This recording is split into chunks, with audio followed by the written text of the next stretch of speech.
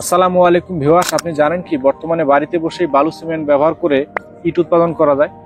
পোড়া ইটের বিকল্প হিসেবে কংক্রিট সলিড ব্রিক্স বর্তমানে খুবই জনপ্রিয় হয়ে উঠেছে। তো ভিউয়ার্স, এই কংক্রিট সলিড ব্রিক্স আপনি কিভাবে বাড়িতে বসেই বালু সিমেন্ট ব্যবহার করে পোড়া ইটের অর্ধেক কম খরচে বাড়িতে বসে উৎপাদন করতে পারবেন, সেটি আপনাদেরকে আজকে দেখাবো এই ভিডিওর মাধ্যমে। তো ভিউয়ার্স, আমার বাম পাশে যে ব্রিকটি দেখতে পাচ্ছেন, এটি হচ্ছে পোড়া ইটের বিকল্প একটি নির্মাণ সামগ্রী কংক্রিট সলিড ব্রিক্স। এই কংক্রিট সলিড ব্রিক্স গুলো এখন আপনি বাড়িতে বসে বালু সিমেন্ট ব্যবহার করে এই ধরনের ফর্মাগুলোর মাধ্যমে আপনারা উৎপাদন করতে পারেন। তো ভিউয়ার্স, আমার সামনে যে ফর্মাটি দেখতে পাচ্ছেন, এটি হচ্ছে 4 পিস কংক্রিট সলিড ব্রিক্স তৈরির ফর্মা। এই ধরনের ডাইসগুলো আমরা এমআর মেশিনারিজ তৈরি এবং বাজারজাত করে থাকি। আপনারা এই ধরনের ডাইসগুলো নিয়ে বাড়িতে বসে বালু সিমেন্ট ব্যবহার করে কিভাবে ইট উৎপাদন করতে পারেন সেটি আপনাদেরকে আজকে দেখাবো। তো ভিউয়ার্স, 4 পিসের এই ডাইসটি আমাদেরকে অর্ডার করেছেন কুমিল্লা নাঙ্গলকোট থেকে ফরিদ ভাই। ফরিদ ভাইয়ের রিকোয়ারমেন্ট অনুযায়ী আমরা লোগো দিয়ে এই ফর্মাটি তৈরি করেছি। তো ভিউয়ার্স, আপনারা যারা এই ধরনের ফর্মা নিয়ে নিজে হাতে বাড়িতে বসেই কংক্রিট সলিড ব্রিক্স উৎপাদন করতে চান, আমাদের স্ক্রিনে দেওয়া নাম্বার থেকে ফোন করে সরাসরি ফর্মাগুলো অর্ডার করতে পারেন। আমরা এই ধরনের ফর্মাগুলো লোগো সহ এবং লোগো ছাড়া তৈরি করে থাকি। আপনারা আপনাদের পছন্দ অনুযায়ী লোগো দিয়ে এই ধরনের ফর্মাগুলো নিতে পারেন। তো ভিউয়ার্স, এই ফর্মা দ্বারা যে 4 পিস কংক্রিট সলিড ব্রিক্স তৈরি করা যাবে, তার সাইজ হবে লম্বায় 9.5 ইঞ্চি, পাশে 4.5 ইঞ্চি, উচ্চতা হবে 3 ইঞ্চি। আপনারা আপনাদের পছন্দ অনুযায়ী লোগো দিয়ে এবং সাইজ কাস্টমাইজ করে নিতে পারেন। তো ভিউয়ার্স, এই ধরনের ফর্মাগুলো পারচেস করার জন্য আমাদের স্ক্রিনে দেওয়া নাম্বার থেকে ফোন করে সরাসরি ফর্মাগুলো অর্ডার করুন। তো ভিউয়ার্স, এই কংক্রিট সলিড ব্রিক্স তৈরিতে আপনাকে কি কি মেটেরিয়ালের ব্যবহার করতে হবে সেটি এবারে আপনাদেরকে বলবো।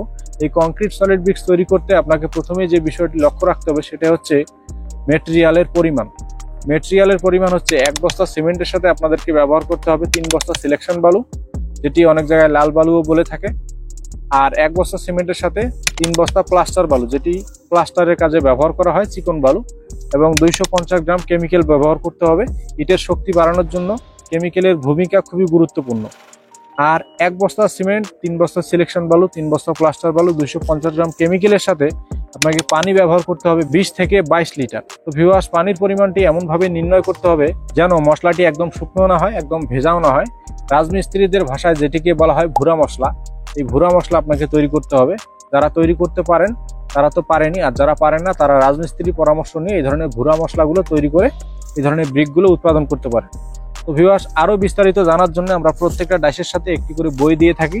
আমাদের বইয়ের প্রথম পেজে কিউআর কোড দেওয়া রয়েছে। এই কিউআর কোডটি স্ক্যানের মাধ্যমে আপনি সরাসরি আমাদের তৈরির সম্পূর্ণ প্রসেস বা তৈরির আরো বিস্তারিত ভিডিওগুলো আমাদের চ্যানেল থেকে দেখতে পারেন। প্রয়োজনীয় উপকরণ ও তার পরিমাণ সম্পর্কে বিস্তারিত দেওয়া রয়েছে দ্বিতীয় পেজে, এবং তৃতীয় পেজে দেওয়া রয়েছে আমাদের ফর্মার ব্যবহার বিধি। আপনি কিভাবে ফর্মাটি ব্যবহার করলে ভালো হবে, ব্রিকের কোয়ালিটি ভালো হবে, সেটি দেওয়া রয়েছে। এবং চতুর্থ নম্বর পেজে দেওয়া রয়েছে নিয়মাবলী। আপনি একটি কংক্রিট সলিড ব্রিক্স তৈরি করার 12 ঘন্টা পর থেকে পানি দিতে হবে, কিউরিং করতে হবে। কিউরিং বিষয়ে বিস্তারিত দেওয়া রয়েছে আমাদের চতুর্থ নম্বর পেজে। এই ধরনের বইগুলো আমরা প্রত্যেকটা ডাইসের সাথে দিয়ে থাকি। আপনারা যারা নেবেন তারা এই বইগুলো পেয়ে যাবেন। তো ভিউয়ার্স, বেশি কথা বলবো না, চলুন এখন আপনাদেরকে দেখাবো এই ডাইসের মাধ্যমে কিভাবে একবারে 4 পিস করে কংক্রিট সলিড ব্রিক্স উৎপাদন করা যায়। তো ভিউয়ার্স, ভিডিওটি না টেনে সম্পূর্ণ ভিডিওটি দেখতে থাকুন। এখন দেখাবো কিভাবে ইট তৈরি করা যায়।